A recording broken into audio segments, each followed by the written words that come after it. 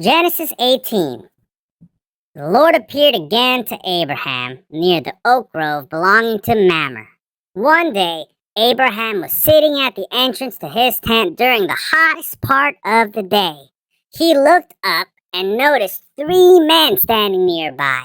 When he saw them, he ran to meet them and welcomed them, bowing low to the ground. I disappeared when I bowed low.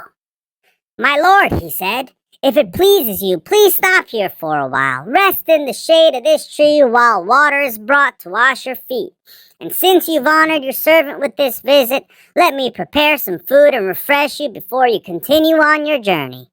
"All right," they said, "do as you have said." So Abraham ran back to the tent and said to Sarah, "Hurry, get 3 large measures of your best flour, knead it into dough, and bake some bread." Then Abraham ran out to the herd and chose a tender calf and gave it to his servant, who quickly prepared it. When the food was ready, Abraham took some yogurt and milk and roasted meat, and he served it to the men. As they ate, Abraham waited on them in the shade of the trees. "Where is Sarah, your wife?" the visitors asked. "She's inside the tent," Abraham replied. Then one of them said, "I will return to you about this time next year, and your wife Sarah will have a son." Sarah was listening to this conversation from the tent. Abraham and Sarah were both very old by this time, and Sarah was long past the age of having children. So she laughed silently to herself and said, "How could a worn-out woman like me enjoy such pleasure, especially when my master, my husband, is also so old?" Then the Lord said to Abraham, "Why did Sarah laugh? Why did she say, 'Can an old woman like me have a baby?' Is anything too hard for the Lord? I will return about this time next year, and Sarah will have a son." Sarah was afraid, so she denied it, saying, "I didn't laugh." But the Lord said, "No, you did laugh."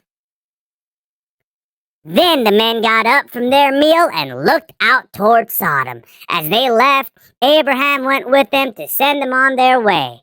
"Should I hide my plan from Abraham?" the Lord asked. "For Abraham will certainly become a great and mighty nation, and all the nations of the earth will be blessed through him. I have singled him out so that he will direct his sons and their families to keep the way of the Lord by doing what is right and just. Then I will do for Abraham all that I have promised." So the Lord told Abraham, "I have heard a great outcry from Sodom and Gomorrah because of their sin that is so flagrant. I am going down to see if their actions are as wicked as I have heard. If not, I want to know." The other men turned and headed toward Sodom, but the Lord remained with Abraham. Abraham approached him and said, "Will you sweep away both the righteous and the wicked? Suppose you find 50 righteous people living there in the city. Will you still sweep it away and not spare it for their sakes? Surely you wouldn't do such a thing, destroying the righteous along with the wicked. Why, you would be treating the righteous and the wicked exactly the same. Surely you wouldn't do that. Should not the judge of all the earth do what is right?"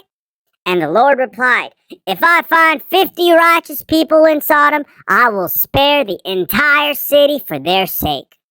Then Abraham spoke again. "Since I have begun, let me speak further to my Lord, even though I'm but dust and ashes. Suppose there are only 45 righteous people rather than 50. Will you destroy the whole city for lack of 5? And the Lord said, "I will not destroy it if I find 45 righteous people there." Then Abraham pressed his request even further. "Suppose there are only 40? And the Lord replied, "I will not destroy it for the sake of the 40. "Please don't be angry with me, my Lord," Abraham pleaded. "Let me speak. Suppose only 30 righteous people are found." And the Lord replied, "I will not destroy it if I find 30. Then Abraham said, "Since I have dared to speak to the Lord, let me continue. Suppose there are only 20? And the Lord replied, "I will not destroy it for the sake of the 20.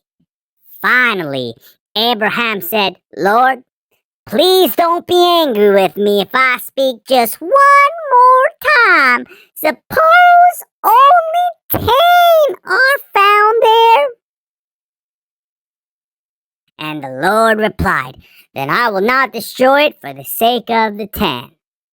When the Lord had finished this conversation with Abraham, he went on his way, and Abraham returned to his tent.